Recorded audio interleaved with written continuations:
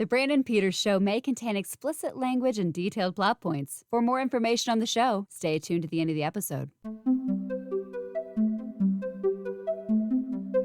Happy 4K Blues Day, everyone. Back. It's been a little bit. I'm kind of in the middle of taking a bit of a break for like a recharge and stuff. So these things will happen. An old space show, but my podcast is currently I'm just chilling, collecting myself. I'm actually working on things down the road from my podcast, like a project that's going to start in May. So I'm working ahead right now, not focused on the present, but I do have some cool stuff coming your way, especially this birthday episode I'm trying to pull off this month. So stay tuned. While you're not seeing a lot of stuff like normal popping up, there is stuff being worked on. So don't worry about that. It'll get back on schedule again. So a lot of cool things going on behind the scenes. But here we are with the 4K Blues Day this week. This is going to culminate a lot of the last couple weeks of the year leading up. Got some stuff I've been sent for review, some stuff I picked up, some stuff I got for a gift. We'll see. We got some cool things. I got a pair of non-Blu-ray related things that were cool to me that I'll just show anyway. But hey, we'll start out, of course. Top billing, as always, is Doctor Who, The Collection, Season 17, which I talked about a little bit in my top Blu-rays of the year list. This is Tom Baker's penultimate season. This is the last one where he'd be in the classic-looking scarf and coat. He'd go to the burgundy one with season 18, which was his swan song. This is the last Graham Williams season. He was showrunner for seasons 15, 16, and 17. And Douglas Adams of Hitchhiker's Guide to the Galaxy writes a couple of these and is a script editor on this season. It features not her debut in Doctor Who, but Lalla Ward's debut as Romana, companion in Doctor Who. And as always, on the left side, or whatever that you're looking at, we get a book that comes out. This is a great shot from Destiny of the Daleks here. And we get the inside the TARDIS as it looked for the season. We'll get to the discs in a sec. We've got the booklet, which is always cool. Great art by Lee Binding. As always, he's even put some of his stuff that didn't make it. This season features the serials Destiny of the Daleks, City of Death, The Creature from the Pit, Nightmare of Eden, Horns of Nimon, and Shada. Shada, which didn't air as part of the season. It was cut short due to a strike. Legend goes, tons of those were made. I have a video about the animated Shada. It's included here, but now in an episodic format. But these are good. City of Death is one of the best, hands down, Doctor Who tales of all time. It's got Julian Glover as a baddie. It's got Catherine Schell, who's from Space 1999, who those of you who watch or listen to Old Space Show know. Destiny of the Daleks I think it's a fun Dalek story. It's got very disco sci-fi aspects like the Movellans. These other beings in it I won't spoil. K9 is in this season. There's a Creature from the Pit, which is a funny story that has a very phallic monster to it that is just laugh-inducing. Like, you can't not chuckle. And the problem with season 17, it's not a lot of people's favorite season, but I think the fact that it's goofy and humorous goes over people's heads. I think they think it's accidental, but it's camp as intended. Tom Baker's pretty funny here. Here's stuff I found myself just chuckling through with it. But I really like Lalla Ward's Romana. She is great here. She holds her own. She's not just a screaming, help me, what's this companion. She is very, very much in tune to everything. I won't show you these whole booklets, but they have Behind the Sofa on here with one. They don't have Tom Baker in Behind the Sofa. It's where people watch it. But they have June Hudson, who did the costuming, effects guy, and Graham Harper, a guy who's directed Doctor Who in the classic era and the modern era. They have one with Colin Baker, the Sixth Doctor, and Matthew Waterhouse, who played Adric. And they had my swoon, Nicole O'Brien, who played Perry, and Katie Manning, who was Jo Grant for the Third Doctor. They watch it as well. And man, when Creature from the Pit happens and the monster wheels is on, whew, quite funny. Colin Baker has a good gag there. He's got a lot of good comments as well. So here are the discs. Sorry if they're not turned up. Shada has 2 at the end. It's got rest of its bonus features and other bonus features. I don't know if you can see that well. There's the last disc. And if you, as always, if you open it up, there's TB's head right there. All right. So this is season 17, the collection. This actually, it came out December 20th. It shipped from the UK on the 21st and arrived the night of the 21st. And arrived at my doorstep Christmas Eve at 1 o'clock in the afternoon. Like, holy crap. I can't believe it. This is right there. Good set. Another job well done. They can't fail on these. It's cool. Have the set. You can now watch season 17, 18, 19 in order. The next set is believed to be season 22, Colin Baker's first season, which I did Old Spatial one. You could check it out. It's a very underappreciated season that I think needs another look. There's no excuse for like time lash. Not everything works extremely well, but this is season 17. Tom Baker. He's my personal favorite Doctor. It's a fun season, overlooked. There's enjoyment to be found in this. It's not one of his best, but heck yeah, it's out there now. You can pick. I don't know if this is sold out yet. It probably is. It's Tom Baker. So there we have it. Moving on. I picked up, of course, No Time to Die on 4K Ultra HD. Picked up the regular old edition. I was pretty pissed that the code for No Time to Die is Apple only. That's kind of a bummer, but you know, this one did make my top 10 of the year, so that was kind of cool. You can read that on whysoblu.com. I believe it was number 9 or number 8, but it comes with some kind of already seen bonus features and stuff, but it looks and sounds great. It's an awesome James Bond movie.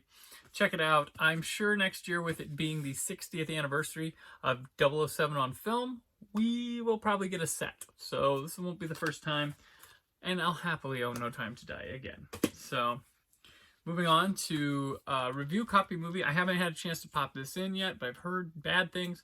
Pirates of the Caribbean, Curse of the Black Pearl. I've heard the picture quality doesn't live up to what it should, especially for a movie like this. But, you know, I have to check it out myself. Comes with Blu-ray, comes with digital code. It's Pirates. It's an awesome movie. One of the best summer blockbusters of the 00s. Check it out. Where are the others? I don't know. Just release sets. Like, when things have been franchised for so long, let's debut with sets. That's kind of better, in my opinion. Next up, I've got another good movie, Lame Duck release. It's The French Dispatch. It's awesome. It was one of my last cuts from my top 10 of the year. I really like this movie a lot. I soft spot for Wes Anderson, but you get a disc, you get a code, and you have no bonus features. You put it in, play, scenes, setup. That's it. And the setup doesn't have much to it. Awesome movie. Wait for the Criterion. I'm waiting on the Isle of Dogs Criterion. That's got to be any time now. So 2022, Isle of Dogs for me and for you. Let's do that. Let's do it. Okay. Next up, I haven't watched this one yet. It came out today. It's sent for review. Antlers. Kerry Russell horror movie that got delayed, but here it is. Can't tell you about it because I haven't seen it yet, but this is an unboxing video, so I don't have to have seen it yet to say it. Or it could be those people like, looks good, sounds good, and throw it out. That's not me. That's not how it is. I'm honest. I haven't popped it in. There we go. And I did not see the movie. Very exciting release. I kind of wish it was a 4K Ultra HD from Kino, though. Movie I like a lot called The Long Goodbye. Elliot Gould, and he is playing, Philip Marlowe. That's right. This is one of the best modern neo-noirs of the 70s. This one had a new transfer. It's a 4K master.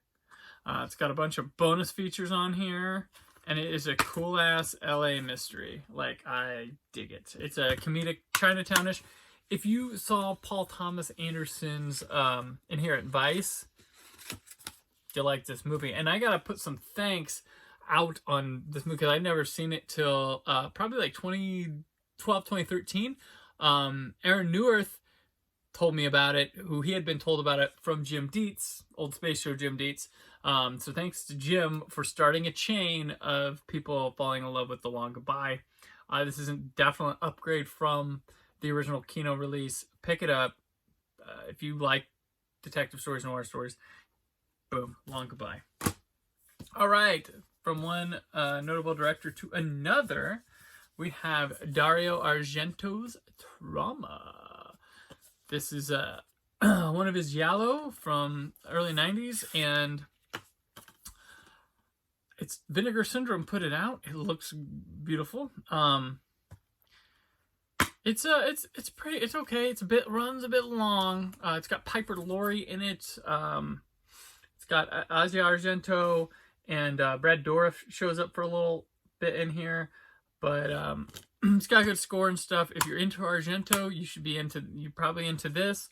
It's an easy one. I don't think it's one of his better gateways to coming in, but it's not bad. I think it's one we saw as subpar back in the day, but now we're like, you know what? Wasn't too bad.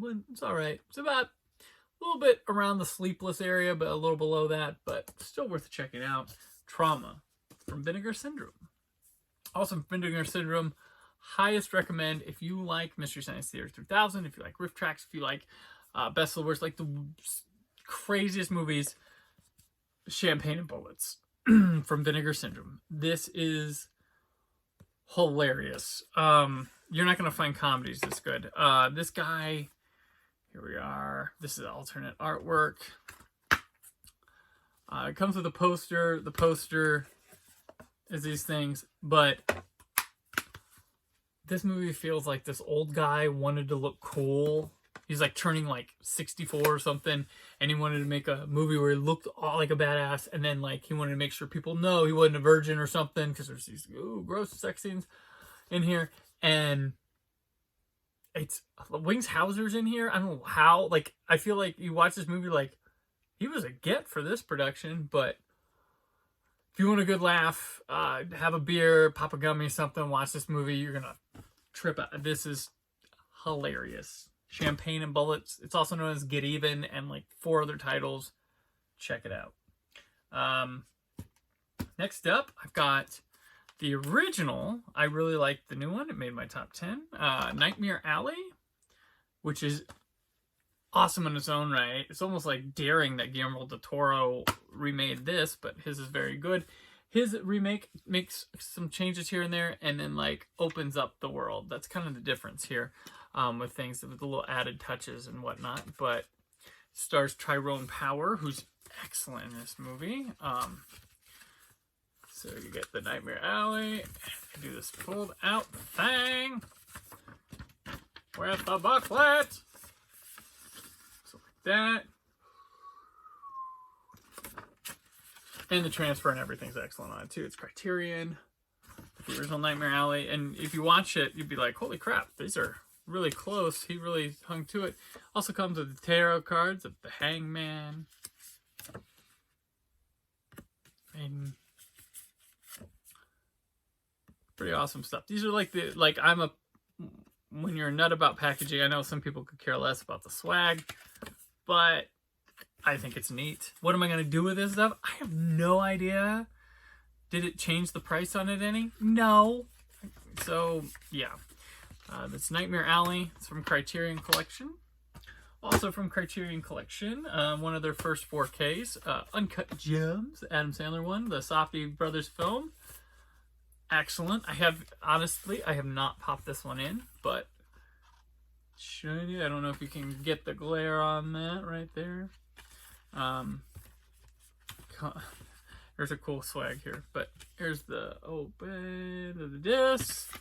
And then it comes with the jewelry catalog and the material and stuff. My sister works for a jewelry store and inventory, and she says she gets catalogs that look identical to this. So you get, this is just awesome. This is thoughtfulness, care, adding some to the movie. Like, it's just good. It's good stuff. So this is I'm sure it looks great for you. It's a native 4K title, and people were mad it didn't get a 4K on its debut on Blu-ray, but here we are, and it's a Criterion, so maybe Criterion can do their, what was the other one? The one with Robert Pattinson is really great. Maybe they can hopefully put that one out too on 4K Ultra HD. I forgot that name of that. Sorry. Right, so I'm going to move on to something different before we get to our last Blu-ray. This is what I got as one of my gifts for Christmas. I got the Art and Soul of Dune. Dunk. Look, it's the same either way. Either way. This is like just like Blade Runner. They put out a book of the production design, stuff like that. I love this movie. There we go. And Denis Villeneuve's book, it just goes, you know, it's got photos from shooting the film. Of course, it's got artwork. Let me find some cool artwork here.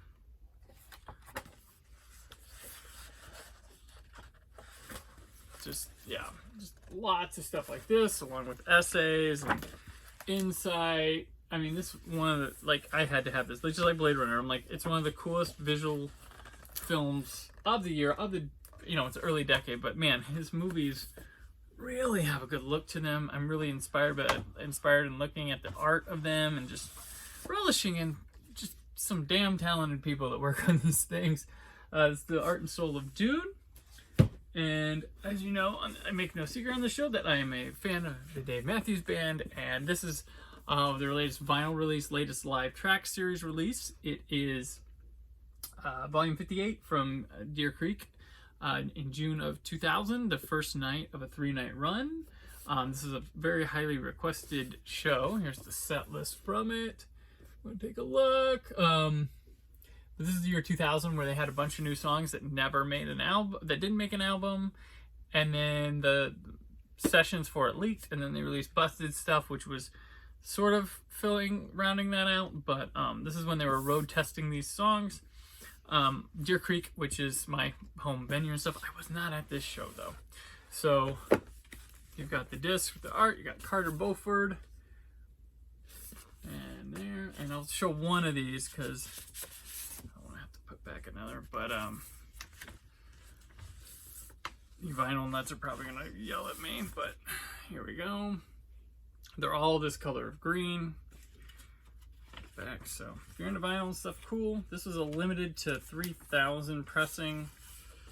I have a couple other DMV vinyls. This one, to just, you know, being the close being a year, a show, a group of songs, and locale, I picked this one up. Had to have this instantly. Here's the second one. Third. Okay. And the last one. You might ask favorites on here. Well, I like that makes me unique into getting this. Having versions of like Sweet Up and Down and Raven and number 40 here are cool. JTR is an all-time favorite. Early Gray Streets, different lyrics. Unfortunately, one of the bummers on here is that recently is a truncated one. It's not a long one with their little stop time jam thing that they do. Stone into Drive In, Drive Out is a cool segue, just right into songs. This is listening to the show. 41's really great here. Actually, it's weird to point out Satellite, but he does some noodling and stuff before that. That's cool. Crash Into Me is played on a 12 string. It's normally not done on that, but yeah, great show, great release. I had the tape of these for a while. They really cleaned it up, made it real nice, and it's an excellent thing. Pick it up, vinyl or, you know, digital, or the CD. They still sell it on CDs, but this one just came out. Looking forward to hopefully them getting to tour again next summer. But yeah, that's that. Last thing I have is another Christmas gift I got was the, like I said, Wong Kar-wai collection from Criterion, and this has a really interesting packaging.